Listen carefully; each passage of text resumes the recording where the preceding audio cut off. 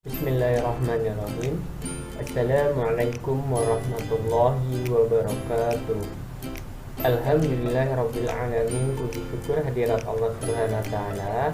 Pada pertemuan kali ini kita masih diberikan oleh Allah Subhanahu wa taala kesehatan, nikmat rezeki yang cukup banyak, nikmat waktu dan kesempatannya. Semoga Allah Subhanahu wa taala selalu memberikan berkah bagi kita semua. Yang kedua kalinya, selalu beriring salam, mari kita sanjung agungkan kepada suri tauladan kita, Habibana Nabi Allah Muhammad Sallallahu Alaihi Wasallam, seorang nabi yang mengajarkan kepada kita, yang mengubah peradaban dari suatu zaman jahiliyah yang penuh dengan keterpurukan, tidak ada sopan santun, tata krama, menjadi suatu zaman yang penuh dengan kesantunan dan peradaban yang cemerlang dikenang hingga akhir zaman. Alhamdulillah, hari ini pertemuan kali ini kita masih di tema 2, kesatuan dalam perbedaan. Semoga kita bisa mudah memahami pelajaran materi dalam Quran surat Al-Imran ayat 159. Bismillahirrahmanirrahim. Artinya, maka disebabkan rahmat dari Allah lah kamu berlaku lemah lembut terhadap mereka. Sekiranya kamu bersikap keras lagi berhati kasar, tentulah mereka menjauhkan diri dari sekelilingmu. Karena itu maafkanlah mereka, mohonkanlah ampun bagi mereka, dan bermusyawarahlah dengan mereka dalam urusan itu. Kemudian apabila kamu telah membulatkan tekad, maka bertawakallah kepada Allah. Sesungguhnya Allah menyukai orang-orang yang bertawakal kepadanya. Quran surat Al-Imran ayat 159.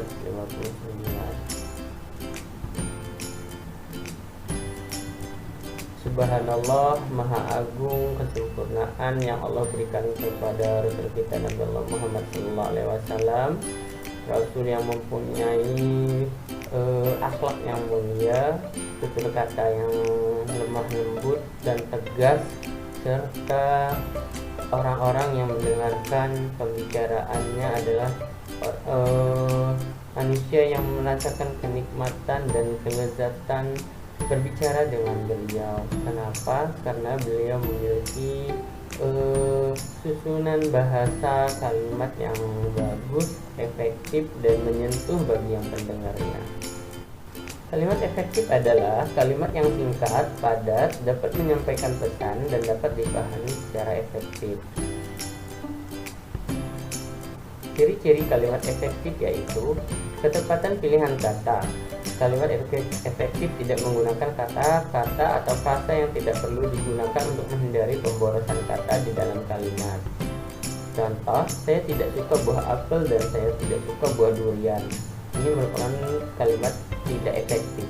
Kalimat efektifnya disederhanakan, saya tidak suka buah apel dan durian.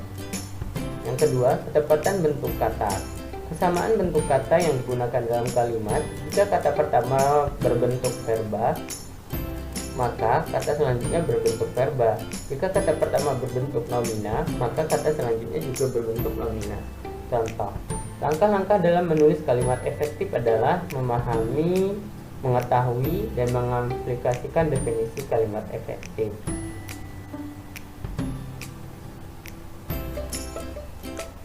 Ketepatan pola kalimat. Pola kalimat yang digunakan memiliki unsur SPOK, subjek, predikat, objek, keterangan. Contoh, ibu membeli sayur-sayuran di pasar. Ibu S, subjek, membeli P, predikat, sayur-sayuran, objek, di pasar, keterangan, tempat. Yang selanjutnya, ketepatan makna kalimat. Kalimat efektif tidak mengandung makna yang multitafsir atau banyak tafsir sehingga membingungkan pembaca. Contoh, rumah bupati yang besar itu dijual murah. Kalimat itu tidak efektif karena memiliki multitafsir, yaitu kata yang besar itu rumahnya atau bupatinya. Kalimat efektifnya, rumah yang besar milik bupati dijual dengan harga murah. Untuk lebih lanjut, ayo kita pahami penjelasan tentang kalimat efektif berikut ini. Perhatikan contoh kalimat berikut. Doni membersihkan sepeda di depan rumahnya. Doni merupakan pelaku kegiatan di kalimat tersebut, sehingga kita sebut sebagai subjek. Kemudian, kata membersihkan merupakan kegiatan yang dilakukan, sehingga kita sebut sebagai predikat. Kemudian, sepeda sebagai barang atau benda yang dikenai oleh perbuatan membersihkan tersebut, kita sebut sebagai objek.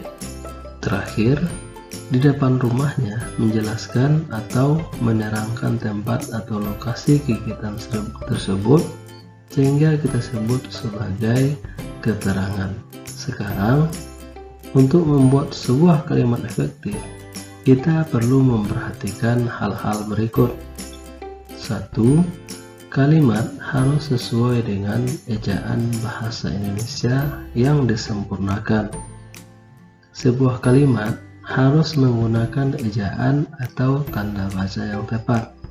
Contohnya, Rahmat membersihkan sepeda di belakang rumahnya. Coba perhatikan kalimat di atas.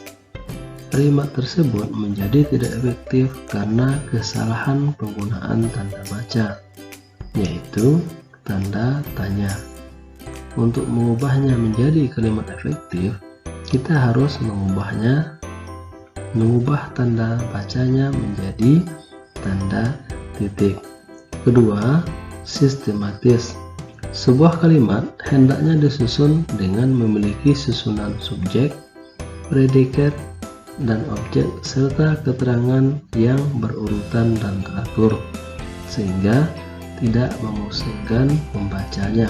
Contohnya, kalimat diharapkan hadir tepat waktu bagi semua peserta. Kalimat tersebut menjadi tidak efektif karena penentuan letak subjek dan predikatnya tidak teratur, sehingga dapat menimbulkan kebingungan bagi pembacanya.